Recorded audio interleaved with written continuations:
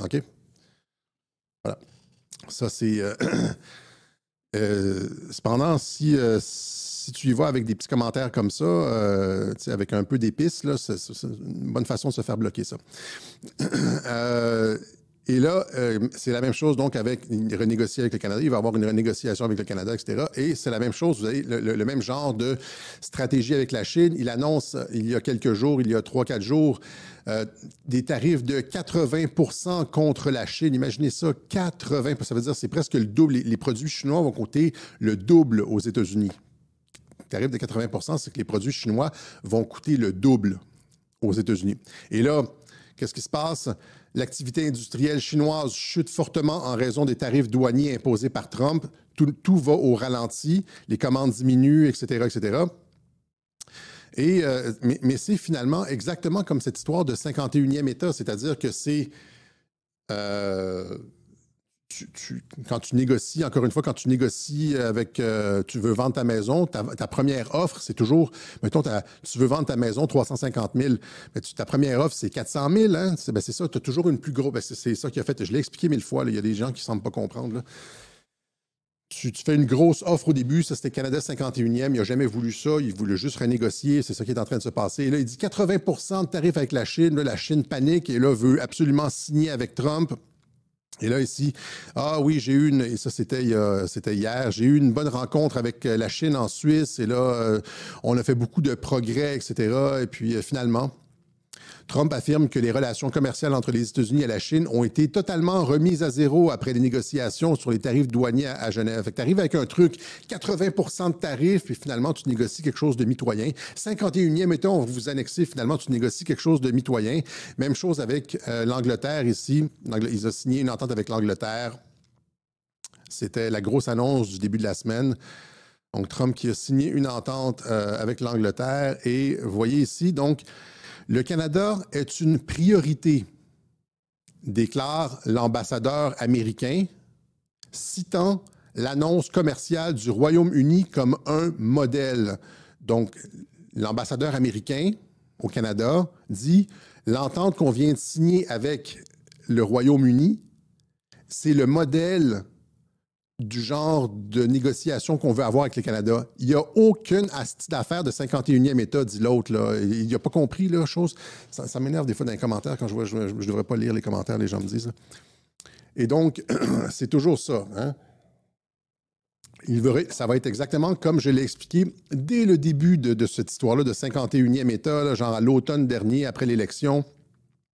J'ai dit Trump est un souverainiste, il ne veut pas annexer le Canada, il veut renégocier. J'ai dit ça dès le début. Encore une fois, les gens n'écoutaient pas, puis c'était comme Alexis. J'ai eu plein de commentaires sur Twitter. Dans cette fois-ci, tu te trompes, Alexis. C'est souvent comme ça. Et même chose avec l'Inde. Donc, en tout cas, arrêtons de... Tu sais, les gens me disent des fois, là, tu sais, sois pas trop arrogant, etc. C'est parce que quand vous passez genre, tu sais, 12, 13, 14, 15 heures sur les réseaux sociaux à argumenter avec les gens, à lire des commentaires sur Facebook, Twitter, etc., etc., des gens qui te contredisent, à un moment donné, tu as envie de sortir le bat de baseball puis de te justifier, puis de te dire non, tu n'as pas raison, donner un petit coup de batte de baseball sur la tête puis de dire regarde, j'avais-tu raison, finalement, arrête de me faire chier puis des câlisses. OK? C'est de la négociation, OK? Bon, merci. C'est de la négociation, OK? Parce qu'on n'a pas entré dans les négociations. Voilà, donc, même chose, l'Inde propose de réduire de 2/3 l'écart tarifaire pour conclure un accord commercial avec les États-Unis. Donc, c'est en train de se régler un petit peu partout, là. Et là, quand vous avez un prix... Là, je voulais juste j'ai un propos supplémentaire là-dessus. C'est-à-dire que souvent, les gens se disent, les gens qui critiquent, certaines des personnes sur Internet critiquent la base de Trump en disant, Trump a dit qu'il pourrait sortir sur Fifth Avenue, tirer quelqu'un et ça ne dérangerait pas sa base.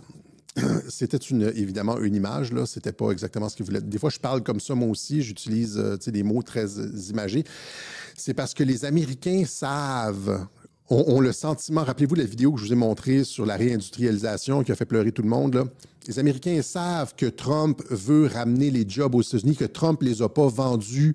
Les Américains savent que Trump dénonce les ententes désavantageuses pour les États-Unis et est prête à déchirer n'importe quoi qui ne favorise pas le peuple américain. C'est pour ça que les Américains ont incroyablement confiance en Donald Trump, pratiquement une foi aveugle. Disent les critiques des fois, parce que ce gars-là aime les États-Unis, veut ramener l'emploi, veut que les États-Unis prospèrent, et ça apparaît, ça transpire ça. Il prend toute la merde. Il va se faire critiquer sur oh, la bourse a chuté, la guerre commerciale est désastreuse pour les États-Unis, etc. Parce qu'il veut renégocier toutes les ententes en faveur de son peuple. En faveur de qui? En faveur du travailleur américain, de la réindustrialisation. Les gens le voient, ça. Et ça, à partir du moment où est-ce que les gens voient ça, tu ne peux plus leur enlever. Tu ne peux plus leur enlever ça. C'est-à-dire ils ont la conviction que ce gars-là est là pour les défendre, les aider, ramener les jobs, puis qu'il va faire une bonne job. Parce qu'il tient que les États-Unis à cœur, qui tient les États-Unis à cœur, comme cette image emblématique avec le drapeau, que c'est ce genre de bonhomme-là. Là. Okay. Et là, ici, donc, un propos encore une fois un petit peu plus large, c'est-à-dire que je l'ai expliqué, dès 2018, j'ai expliqué que Trump n'avait pas peur de déchirer les ententes qui ne sont pas avantageuses pour les États-Unis, qui détruisent les États-Unis. Tu sais, les ententes, là, quels que soient les traités, ententes, etc., qui ne favorisent pas votre pays, qui ont été signés dans le dos de la population par des personnes qu'on n'a jamais, à qui on n'a jamais rien demandé. La plupart des traités se signent sans aucun référendum, sans aucun consentement de la population. On vend nos droits. Les élus ne nous représentent pas. Ils signent des ententes entre eux. On ne sait pas où va l'argent, etc. Bien, Trump arrive puis déchire ça. C'est ce qu'on devrait faire. C'est un modèle, ça. Par exemple, le chemin Roxham. Rappelez-vous le chemin Roxham au Canada. Les migrants, si les migrants passaient par le chemin, l'entrée frontalière du poste frontalier de la Colle, ils allaient être retournés aux États-Unis à cause de l'entente sur les pays tiers sûrs. Là, ils arrivent d'un pays sûr, donc ils doivent retourner. Mais là, si tu fais juste comme prendre le petit chemin à côté, le petit chemin qui va dans le bois, juste à côté, 10 mètres plus loin, bien là, il n'y a plus d'entente. Puis là, c'est une autre entente. On n'est plus dans les tiers pays sûrs parce qu'ils ne rentrent pas par un poste frontalier. Puis là, il y a une entourloupe comme ça, puis il n'y a personne au Québec qui a été capable, ni au Canada, qui a eu la volonté politique de mettre un terme à cette saloperie-là. Yves-François Blanchet a défendu ça. Dans une rixe avec lui sur Twitter en 2017, il défendait les responsabilités internationales du Canada. Ta gueule, connard! Déchirez-moi ces traités qui nous désavantagent. Et là, ce que Trump est en train de faire avec les renégociations, déchirer les traités, sortir des institutions internationales, c'est un modèle pour le reste des pays nationalistes, c'est-à-dire ceux qui veulent. Dans son discours aux Nations Unies, il dit « chérissez votre souveraineté, etc. » Mais c'est ça, déchirons les traités qui sont pas avantageux et élisons des personnes qui auront le courage de déchirer les traités, ces saloperies mondialistes qui nous désavantagent, qui font en sorte que nos populations sont noyées, vendues, écroulent sous les dettes, l'argent part à l'extérieur. Toutes ces saloperies qu'on n'a jamais demandées, qui font en sorte qu'on s'appauvrit, nos écoles tombent en ruine, nos hôpitaux tombent en ruine, nos routes, sont pratiquement inexistantes au Québec. On est un État du tiers-monde. C'est presque mieux à Cuba qu'au Québec maintenant.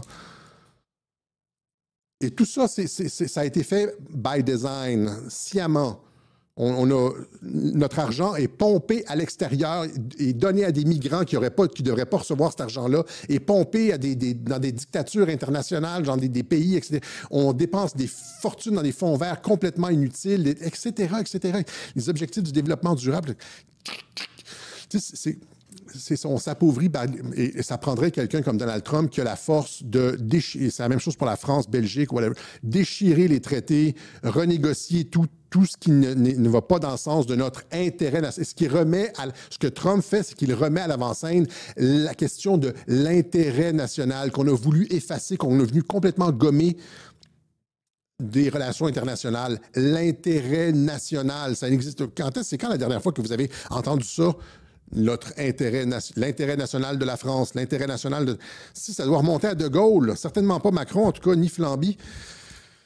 OK? Donc, c'est ça. Il devient comme un phare, un modèle pour le nationalisme du 21e siècle et la fin du mondialisme, c'est-à-dire déchirer les traités, renégocier les ententes, c'est pas juste au niveau économique, là, mais toutes les saloperies, des ententes de l'ONU, les ententes sur le droit international, c'est tout à revoir. On a une pile de documents, là, puis ça prend des gens nationalistes. Vous comprenez ce que je veux dire? C'est le modèle pour le retour de la nation au 21e siècle. OK?